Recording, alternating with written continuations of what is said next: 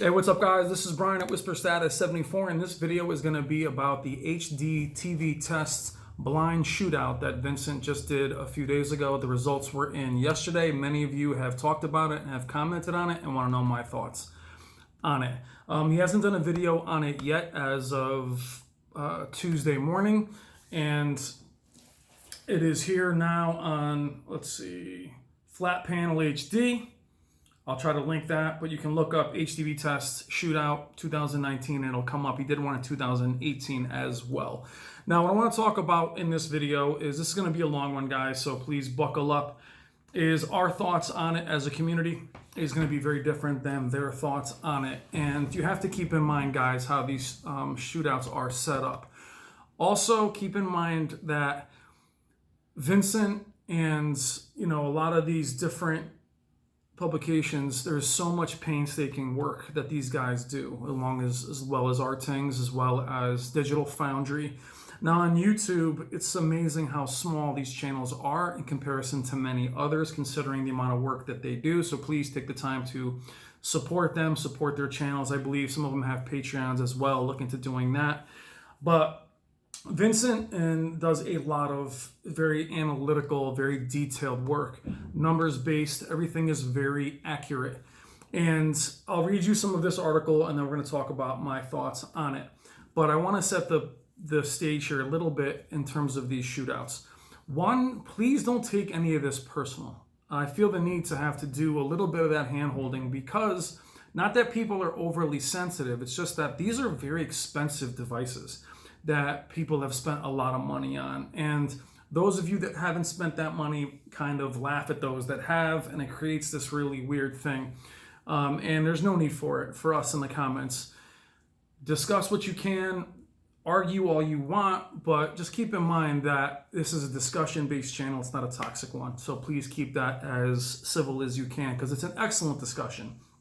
When you look at the shootout that was done from Value Electronics a few months ago, Sony A9G won that test. And this, with Vincent being who he is and being in the UK, he also has the Panasonic in there, which also makes it very interesting. Many of you are wondering how the new Panasonic would be, would function, how it would fare. And it does do well here. But the results of last couple months ago's Value's electronics test had many people saying, see, the Sony A9G beats the C9, the C9 is blah, blah, blah, blah, and the Z9F is blah, blah, blah, and it just makes everybody kind of beat their chest if their display wins. Then a few months later, if a different display wins, then those people come back out, and I'll just say this, guys, if your display is in these shootouts, that's including the Z9F, which isn't in this one, you've won.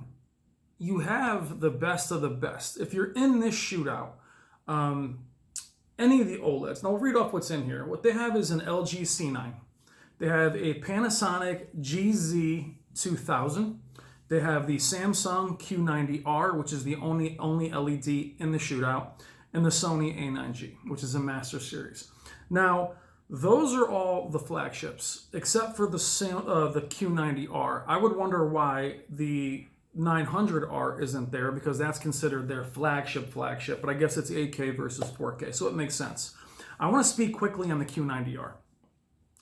The Q90R and any of the LEDs out there, in my opinion, should be in their own shootout. It's a different technology. It has a very different look. The way these displays are calibrated, guys, is to bring everything as like as they possibly can. Make things as correct as they can, as natural as they can. Basically try to make every one of these displays look the same. Calibrate them to look, like I said, all the numbers accurate, everything the same. What that does for something like the Q90R is taking away a lot of its strengths and making it look like an OLED, which it isn't. So I really think if they should do these tests, I don't think anyone will. Give Digital Trends Caleb some love there, because he did have the 950G next to the Vizio, next to the TCL. A lot of you guys are interested in that. So what I would love to see is the Q90R and the Sony 950G, the Hisense H9F, the Vizio, put those in a shootout. Put LED versus LED. I find that infinitely more interesting. There's so many OLEDs now. The Hisense, the Philips, which didn't make this shootout, the Hisense didn't make this shootout. Let the OLEDs compete with one another, as I don't feel that it's equal. I don't feel any of the tests here really play towards the LED strengths. So the Q90R, if you have the Q90R, in my opinion, you have the best LED this year. I think Samsung's lineup this year had a lot to offer. It offered something for everyone, which is commendable. Where Sony 950G is also an excellent display, but it was one display. They only offered that one in that upper tier, upper to mid tier, and then they went to Z9G, which is in Fantasyland. So the Q90R, I commend them for allowing it to be in the shootout.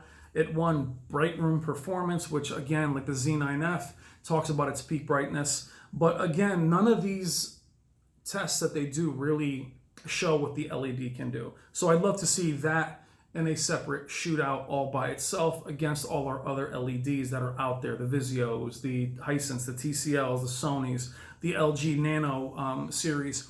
Those displays are the really big question marks for many of us. As far as the OLEDs go, guys, they're so close. They are so beyond close, be it the C9, we have the AG9, the A9G, and the Panasonic. They are so close that you would be hard to pick a winner. Now, Sony has a very different look than LG. To me, LG has more of that Samsung saturation, where Sony has that more natural appearance. The Panasonic is somewhere in the middle. I've yet to really spend time with the Panasonic or see it in person, just from what I've read. I wish Panasonic would come back to us. It hasn't. But many of you were wondering how the Panasonic would do. It did very well. We'll read them in a second. So they were allowed, think about the painstaking thing of all the same content, doing a blind test, also having 100 hours of break-in period, and then all the testing. It's not fun doing this kind of testing. The calibrations must have taken them forever, but think about it. They're making them all in line, trying to make them all look similar. So I really do wonder, before we continue with the video, how we would do in a room with this. Real people, not calibrators, not people looking for the most natural image. I will tell you honestly, as much as calibration I think has value, a lot of you would probably not like the way a calibrated set would look with your ultra bright LEDs. It reminds me again of plasma. If you were doing a shootout now with LCDs of the time, the best LCD ever made versus the plasmas, these types of folks that are into that kind of calibration would have picked the plasma all day, every day. But if you liked LCD, if you like the way LED looks, you may not agree. So please keep that in mind. If you have an LED, guys, I'm spending time with an OLED. I'm going to be on a month time with it. You're going to be very surprised with my thoughts on it at the very, very end, as far as how close things can be.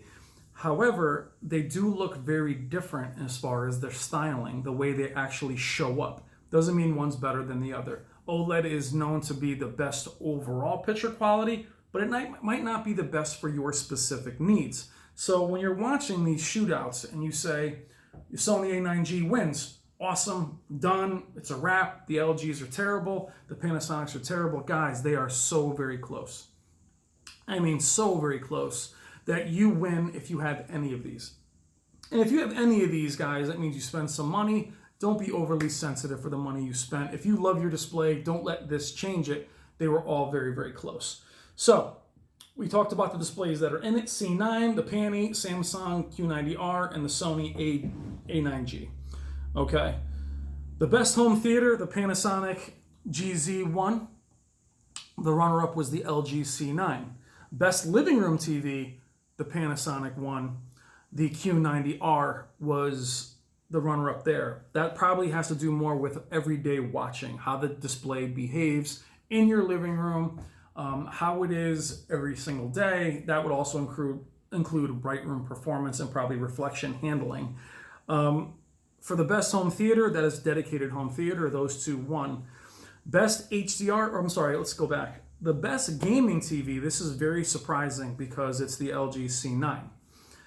The runner-up, which is very surprising, is the Panasonic GZ. Now, I would think that the Samsung would probably win that easily, considering the variable refresh rate, auto low latency mode, and all of those. You would have to look more in depth. I would say that the Samsung's got to be right there. I would think the Samsung would win that. All I can say about that is the instantaneous motion of OLEDs it just can't be beat, it can't be touched. And that's on the pixel level versus, LED technology. So again, don't take that personal. I have to keep saying that. Best HDR TV, LG C9. The Panasonic came in second, which again is interesting because we talk about peak brightness. The LG C9 is very bright, so is the Panasonic. Panasonic is looking to get to 1,000 nits, the first OLEDs to really reach that, which is fascinating. But it takes away a lot of our logic in peak brightness being king when it comes to HDR. Again, marketing saying that we need 3,000 nits to see Dolby Vision, we need 4,000 nits, we need all that. This is changing that thought process. If you have an LED that's very, very bright, you like that image, remember how much you like that image, and don't let me or anybody else in these shootouts take your mind away from that or change your mind in that. But it's kind of showing you that for the most accurate image, remember guys, accurate. If you don't love an accurate image, this shootout will not pertain to you. That is, if you love the pop that you get from a very, very bright LED, a lot of this is not going to mean anything to you, and it shouldn't, because you know what you like. Okay, so best HDR TV, again, we're talking about HDR performance, but also at the same time, clipping, accuracy, things of that nature are less about what you see, you and I see, and what they see, and how analytical they are. Best overall TV of 2019, the C9 got it, and the Panasonic came in a runner-up. Now we're talking about the difference in points, okay? For the best TV, it was 33.16 points versus 32.9 for the Panasonic. Best HDR TV for the C9, it was 17.3 points to 16.8 for the Panasonic. In gaming, 4.67 points versus 3.92 points. I don't know why that number is so low on all of them. Maybe it was more spread out. And best living room, 23.7 for the Panasonic to 23.4. Oh my gosh. Yeah, the Samsung missed that by very, very little. Best home theater, the Panny had 20.8. 0.84 and the LG 20.81. So in many of these tests, the C9 could have just ran away with it if it had just gotten a couple more of those points. Very, very, very close. Now the categories also are black and shadow detail, which the C9 won. Color accuracy, the C9 won. Surprisingly, I would think that the Sony would win that hands down. But again, guys, these are very, very close. You're talking about 4.47 points versus 4.3 for the Panny. Tone mapping, the Panasonic won that one. You guys can read all this, I'm just going over them quickly. Motion, the Sony A9G won 4.15 versus 4.12 for the Panasonic. So the motion on the Sony, which it's known for, wins that. Again, though, so close. The processing, the Panasonic won that, which again is surprising, but it's Panasonic versus the Sony. The Sony was the runner-up in that with very, very close, literally a couple percent. Uniformity, the Panasonic won that one. The Sony came in second. Bright room performance, finally, the Samsung wins one, obviously due to its peak brightness, and then the LG won its second. Gaming, the C9, which I still can't believe, versus, not that I can't believe it, but I thought the Q90R would be right there versus the Panasonic. They're very, very close. So you guys can go and check out the rest of the information on flatpanelhd.com. So what's our takeaway? Our takeaway for us, sorry that was a little weird me reading to you guys like that. The takeaway is very little as far as, again, you're talking about the best of the group. The best of the best, guys. If you have any of these displays, it's literally so neck and neck. Even if the Sony A9G comes in last in some of those, who knows? They didn't do all four. They just did the top two. I personally, again, think the Q90R should not be in that shootout. I think they should be in shootouts all by themselves. Even though the Q90R did win some of them, which I think is impressive, I think it makes the Q90R and the Sony Z9F just look, they're just not in the same, not necessarily the same league, just not in the same technology. We'll see when micro LED and the mini LEDs show up. They should be separated. They should be, in my opinion, in their own genre and their own technology. They should be compared to each other. It's comparing the Xbox One X to a PC, as far as I'm concerned. I don't think you guys all agree with that, but that's my personal opinion. I'd love to see how that Q90R did against the 950G, how the Q80R does, how the Hisense does, how the Vizio does. To me, there are so many LEDs still left, and now there's so many OLEDs. Have them have their own shootout. That would be better. But guys, keep in mind, taking these results from people like Vincent, who I, by the way, am a huge fan of Vincent and all the work that he does, we probably wouldn't agree if we were in the same room. If him and I were side by side, what blows his mind might be very underwhelming to me. And what I think is punchy and vibrant is probably not as accurate as what he would like. That is very important. With a couple percent, guys, that makes a display either win or it doesn't do well. So I don't know who judges these. We'll see with his video when it releases. I'm not sure how that, who they are personally, but if they have very like-minded accuracy, if you're a calibrator, guys, you're looking for accuracy. You're looking for the most accurate image, color curves, wide color gamut, where it falls in that. Samsungs struggle with that out of the box anyway. It doesn't make them any less vibrant or any less beautiful, but we're talking about accuracy, and that is really the takeaway from these shootouts. It lets the people that have LGs feel really good, which you should. The LG C9 is my favorite display this year, but those three are my favorite. The LG C9, the Sony A9G, and the Q90R are my top three, followed probably by the Sony 950G and the Q80R. And then everybody else kind of hangs in there and goes up and down through there. But you win if you have any of these displays. You really do. Doesn't mean that anything is worse. These are so close. You're talking about like professional swimmers and track stars. The best of the best is only a millisecond better than the next one. Doesn't mean the next one sucks. Doesn't mean the next one is terrible. But just take these with a grain of salt, guys, that it's interesting information. Very interesting. Super analytical with tone mapping, and it's something that is beyond my scope of understanding. But does it show up on screen? Would you not be happy with any of these? Should this sway your thought process? Because it doesn't seem to make sense. If the Sony A9G won the value contest in New York City, and it was far and away the more accurate, why would it not be the most accurate here? Is it still a panel by panel basis? Could be. These were all store-bought. They all had a 100-hour break-in period. There's also humans calibrating them, and there's also humans judging them. So please keep that in mind as well. It's fascinating stuff, especially being that they're in the UK and we're here. What's great to see is the Panasonic in there. The Panasonic's making a ton of noise and gives many of us what we want from OLEDs. We also have new technology coming out. So that's my takeaway, guys. My takeaway is the Q90R, in my opinion, shouldn't be in this shootout. It should be by itself. And the fact that it hangs in there with the OLEDs should make people that have Q90Rs feel very good. Same with the Z9F. If they're in that conversation with OLEDs, not because of how much better OLEDs are, it's a different technology and it hangs in there. That means a lot. It hangs in there with black level. That means the blooming wasn't as evident. That means they were able to control and mitigate that light bleed.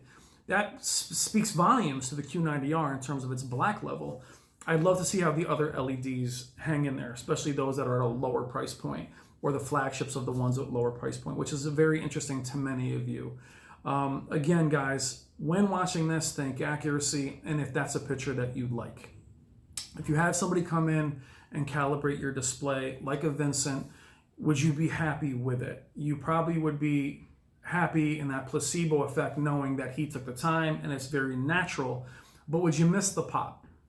Would you miss the vividness of some of the other presets? Probably. So take that with a grain of salt. Enjoy this article. Vincent is awesome. Support him. Support Flat Panel support all these guys. They work very, very hard at what they do. All I do is discuss what they do. We'll look forward to his video when it comes out. Vincent does amazing work. But again, think of where he's coming from. I'd love to see a shootout for LEDs that give me the highest peak brightness, give me the highest specular highlights, give me the most saturated image. That would be a fun shootout as well, guys. I just wonder how, 4,000 of us would do in a room with 8 or 9 of them that are very into a more natural image. I completely am in the middle. I like things to be accurate, but I love them to be a little bit overblown. I do like the saturation.